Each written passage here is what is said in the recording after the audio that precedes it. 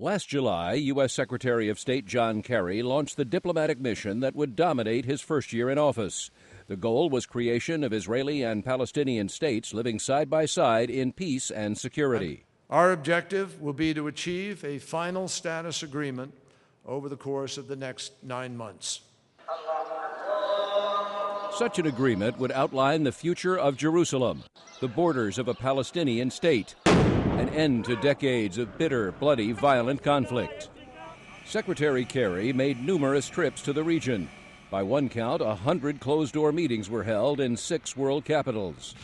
At the White House, President Barack Obama hosted Israeli Prime Minister Benjamin Netanyahu and Palestinian President Mahmoud Abbas.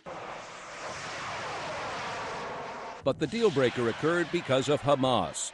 The Islamic militant group controls the Gaza Strip and has fired large numbers of rockets into Israel, leading Israeli warplanes to retaliate.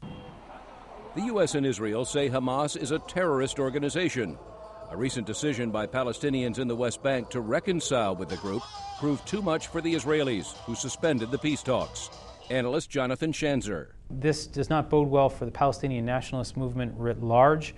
The fact that jihadi terrorism is now welcome as an ideology that is embraced by the larger movement does not bode well for the PLO. But other issues helped derail the talks. During the negotiations, Israel moved forward on more than 13,000 new housing units for Jewish settlements in the West Bank and East Jerusalem. Such moves infuriate the Palestinians. Khaled El-Gindi of the Brookings Institution. If we're not already in the place where the two-state solution is functionally, effectively dead, then we're very close to it. And yet alternatives have not yet become viable.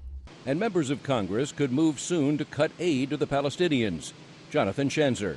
If Hamas becomes part of the Palestinian Authority, we could see a cutoff in funding to the Palestinian Authority. In fact, we're already seeing rumblings on Capitol Hill that this is something that members of Congress would like to do. How are you?